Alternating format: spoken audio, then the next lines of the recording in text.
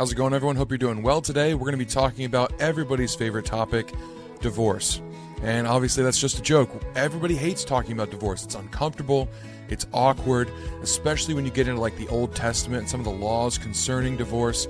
In Christian circles especially, divorce is kind of a taboo topic because it's just uncomfortable. Like, we know it's not what God intended, and so we are also still human. So we see people that get divorced, or we've got divorce in our own families, our own lives, and it's just awkward. It's weird.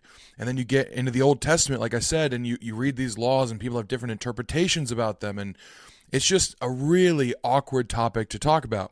Now today, we're not doing like some extensive survey over the whole topic of divorce. I just want to bring out one point that I found really interesting that actually, I believe, displays the mercy of God in kind of an incredible way, and I hope that's what you get out of it too. In Deuteronomy 24, starting in verse 1, we have this law regarding divorce, and I think it's very telling about something we see later about God. It says this in Deuteronomy 24, not 4, Deuteronomy 24 in verse 1.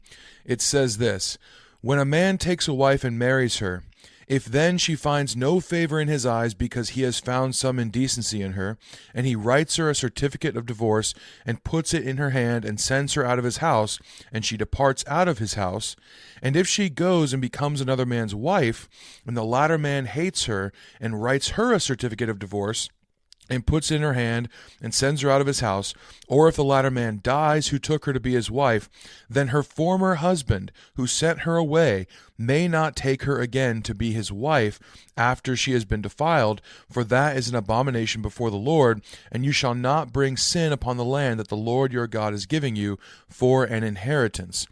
So this is a law regarding the fact that if you divorce a woman and she goes and remarries somebody, you cannot, after that marriage is either over or the man dies, you cannot take her back. And most scholars agree this is a prohibition placed on the man, the first husband, the man who issued her a certificate of divorce the first time. He cannot divorce his wife for any reason. Presumably this is something they would have picked up in ancient Egypt, where a man had a lot of power, and I'm not saying they didn't in ancient Israel, but a man had a lot of power and he could just like leave his wife for anything, or he could take multiple wives and just send some away and pick some up along the way. And so Israel is falling into this practice, and this is kind of a prohibition on that. And it sounds kind of rough because the woman is just like taken and then left and then wanted to be taken again. And you think, okay, well, how is this a good law?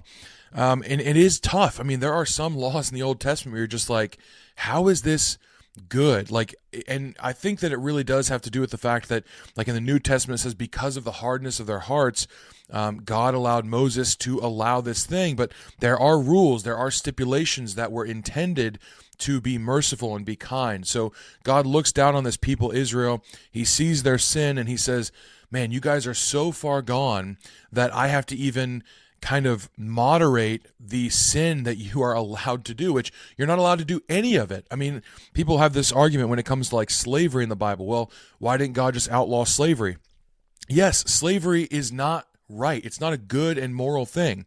The people were doing it, and God said, if you're going to basically go your own way, there's going to be rules on this, because you are not going to treat other people as poorly as you have in the past, or as poorly as humans are wont to do. And so God kind of gives these stipulations to moderate a person's sinfulness, not because he approves of the sin, but because he's working with sinful people that are never going to be perfect. And so you can see throughout the Bible, I mean, look at the abolitionists. They look at slavery and they're like, clearly evil according to Scripture. But in the Old Testament, you look at these laws and you think, well, why didn't he just outlaw it entirely? It's like, well, his moral law is good and perfect and true. But when people don't follow that moral law, then what do? God has to put things in place to say, he could have just added no punishments to the law at all and said, well, I've told you it's wrong, and so you're just not going to do it anymore. That's not what happened. He said, when you do it, this is what's going to happen to you. And the same thing with things like slavery or divorce. He says, you're going to do it because you guys are awful. But when you do it, this is how you conduct yourselves so that it's the least bad, or the least consequences come to the innocent parties. And so God is bringing out mercy even amidst people's sinfulness. And so that's what we have here. It can be really tough to see it when you just read straight through the law of God, or the first 5 books. It can be kind of hard when you're getting into these like civil laws to say, well, where's the mercy of God in this? This just seems wrong.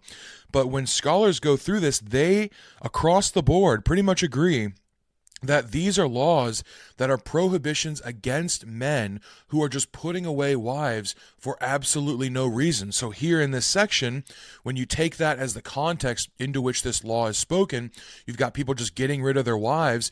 Then you have God saying, no, you cannot just get rid of her for nothing. You have to there's got to be some reason why this is happening.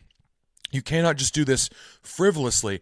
And when you do it frivolously, this is the consequence. You can't just change your mind back. You can't just one day say, yeah, I don't want you anymore, and then the next day have different feelings about it. You cannot do that. Something actually reprehensible has to be happening for you to give her a reason behind it. And there's also this certificate of divorce that you have to give her now. It's not just like by word of mouth this news gets out. You have to go through a legal system which allows for a time of reflection and possible repentance. And so you have to think about what you're doing before you do it. And when you do it, you cannot treat that as a light thing. You cannot just take her back because you just want her back. No, she is free to go and pursue a life. She can get remarried, and you don't get to just order her around or order her back to you. That's not how this works. So it's actually an elevation of the rights of women, even though it's really like on face value, it can be kind of hard to read that when you're not reading it in the context of just how depraved Israel was. And so this is kind of what's going on in this section on divorce. And it says that this is an abomination. And it's a protection for the woman. It's an abomination if the man were to go and just order her back to himself. It's like, no, you cannot just do this. That is a wrong thing. And so there's a protection here for the woman where she can't just be demanded to come back to a person that hated her at one point or saw her as awful and didn't want her around anymore, but now does. You could see all kinds of situations arising where maybe a man divorces a woman and then just gets kind of bitter and angry and brings her back just to treat her poorly. I mean, people are kind of sadistic, and God is implementing laws that stop that from happening. Now, you could also potentially see a sort of mercy for the man. I mean, imagine if he puts her away for a good reason. I mean, let's say she's been unfaithful, or like the Old Testament term is like she like whored herself, right? She's been unfaithful. She's gone around to other men. And so this man puts her away.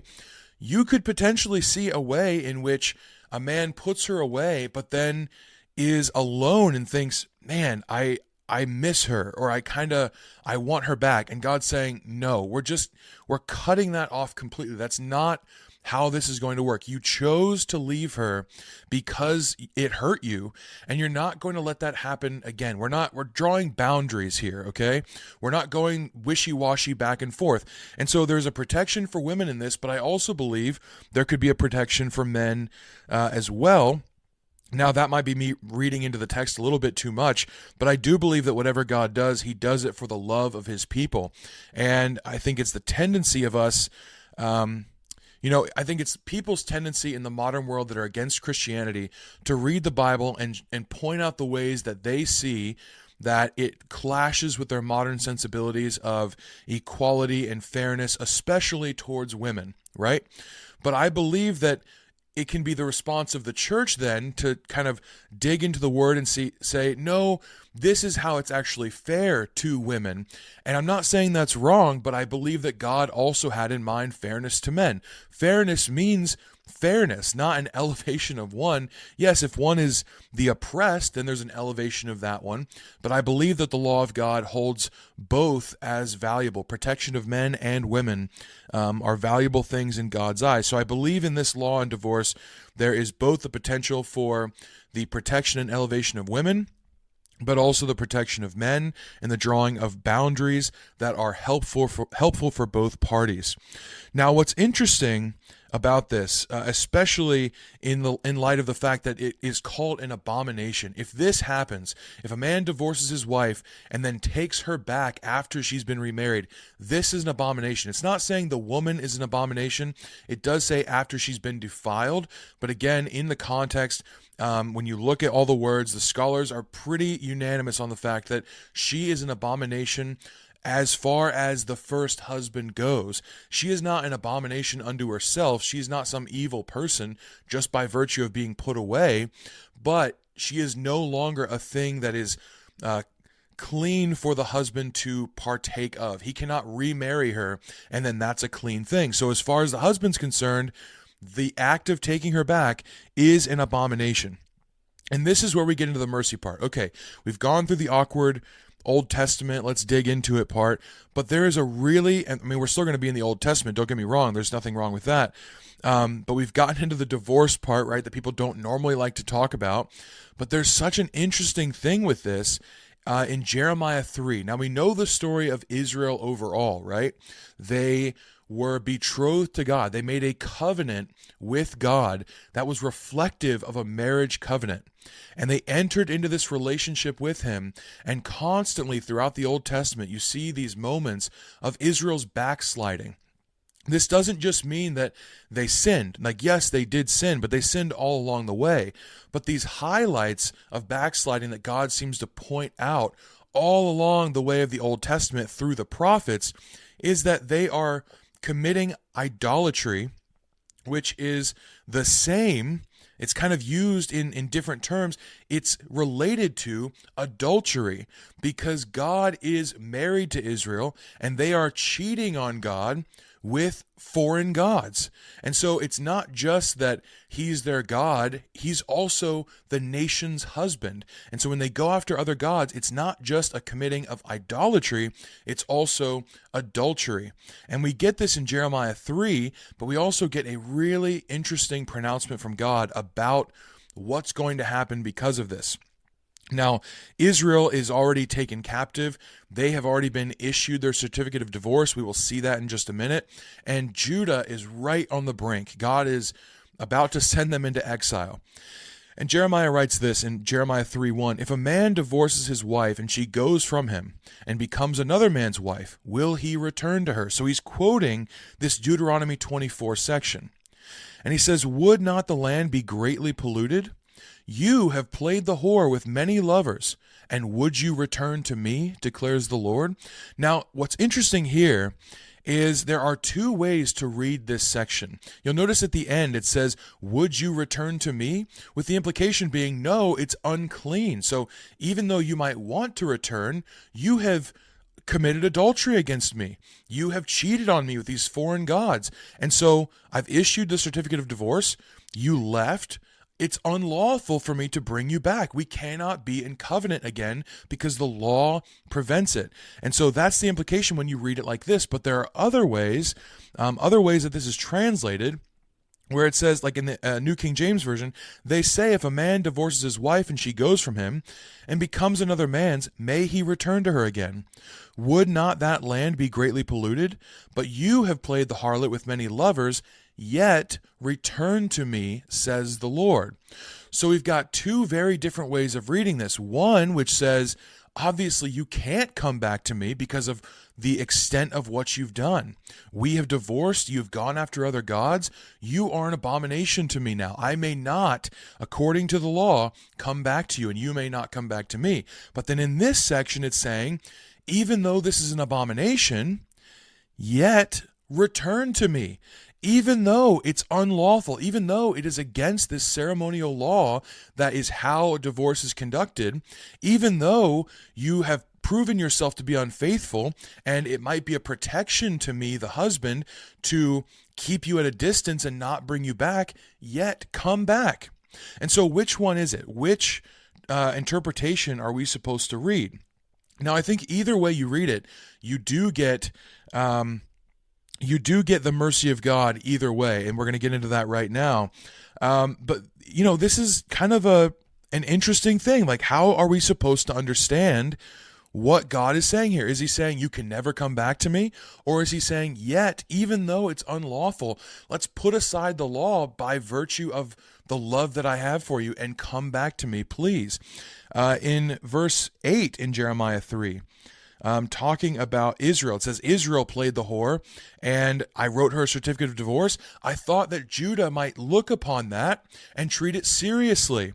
It says, she saw that for all the adulteries of the faithless one Israel, I sent her away with a decree of divorce, yet her treacherous sister Judah did not fear, but she too went and played the whore. Because she took her whoredom lightly, she polluted the land, committing adultery with stone and tree. Yet for all this, her treacherous sister Judah did not return to me with her whole heart, but in pretense, declares the Lord. And so both Israel and Judah have committed adultery with these foreign gods. And yet look at what God says next about faithless Israel. He says, the Lord said to me, faithless Israel has shown herself more righteous than treacherous Judah. Go and proclaim these words toward the north. Say, return, faithless Israel, declares the Lord. I will not look on you in anger, for I am merciful, declares the Lord. So, even if in that earlier section, you want to say that, well, God was saying that she could never possibly return. Judah could never return to God because he issued her the certificate of divorce. She left him. She went after other gods, and now it is unlawful for her to come back. God is saying Israel did the same thing, and yet prophesy to Israel, return to me. And so here, even if you want to say he didn't say the same thing to Judah, he is saying that to Israel. He's saying, return to me, even though it's unlawful, even though I might get hurt. It's not right according to Deuteronomy 24, but I'm saying, come back to me. In Hosea 2:16, we have a verse that says, and in that day, declares the Lord, you will call me my husband, and no longer will you call me my master. Or there's also kind of a play on words here. It says my Baal or my Baal. And so there's kind of a play on words where the Baal means Lord or master. It's also the name of a foreign god. And so God's kind of using a play on words to indicate that they'll no longer have the names of foreign gods on their lips, but also their relationship will change from one of master and servant to one of intimate husband-wife relationship between the nation of Israel and God. And so God is prophesying that in spite of Israel and Judah's backsliding, he wants them back. And even if through all of this you say, well, it doesn't make sense that God would just forego his law in order to bring them back, I mean, I would say that the love of God is much stronger than his law. Even though the law of God is how his love is dictated, I see no problem with the law of God. But there are times, so people have this discussion all the time where they say things like, if you were hiding Jewish people in your basement during World War II, is that wrong to lie to the authorities? And some people say, yes, you shouldn't lie, it's against the law of God. And some people say, no, the law of God is all about loving your neighbor and loving God. And so it's more loving to protect the people that are in harm's way. And so we've had this age-old debate forever. I lean more towards, absolutely, I'm going to be lying to Nazis to protect defenseless Jews in my basement. Like, absolutely, I'm going to do that. And so here, God's kind of doing a similar thing where he's saying, yes, the law says once the divorce has been initiated, once you have left me, once you have whored after other gods, committed adultery, and attached yourself to these other people, other suitors, I can't take you back. And yet, my love for you is so great. Come back to me. I will take you back in spite of this. My love transcends that command. And so I think we have a great picture of beauty here, of mercy. But some people might still have a problem with it. To you, I would say this. Even if you want to say that, no, absolutely, God cannot go beyond his law for the sake of love, which I think is a wild interpretation to take. But even if you want to say that, then Jesus he institutes the new covenant, right? How does he do that? He does it through his death. And so Israel and God can once again be in covenant together because covenants last as long as the parties are alive. That's why you say, till death do us part. And so when Jesus Christ dies, he takes on the old covenant and says, okay, that is no longer in effect. I mean, it wasn't in effect all the way. Pretty much here, the old covenant, not the new covenant isn't instituted, but the relationship that God and Israel had is terminated in the sense that they're no longer betrothed to one another. There's a reconciliation period that has to happen. But when Jesus comes, he says, okay, we're going to completely get rid of that old covenant, and we're going to do it through my death. If it's till death do us part, rather than you dying, who's the offender, I will die on our behalf, and then I'll be raised to life again to institute a new covenant where we can lawfully be married. So you kind of have both things happening, where yes, God still follows down to the letter of the law because he allows Jesus Christ, or he causes himself, Jesus chooses to die on our behalf so that the old covenant is nullified and the new covenant can be instituted. But you also have God saying, I love you, and I'm going to forego this law to bring you back to me because my love transcends what you have done. And I just think that is such a beautiful thing. I mean, we sing songs about this, right? And some people have issues with it. There's that song by Corey Asbury called Reckless Love, and people have an issue with it because they think, well, God's love is not reckless. It's very measured. It's very logical, and it makes sense. But you look at a moment like this, and Israel would have read these verses not even knowing that Jesus Christ was coming, and they would have seen God doing an amazing thing. They see that God says, there's no way you can come back to me. There is no way, according to the law of Moses that he did to institute this measured divorce process that you guys are trying to abuse. There's no way you can come back. And yet God says, my love for you is so great that even though you've done this, even though it's contrary to the law, come back to me anyways. And I think that's absolutely beautiful.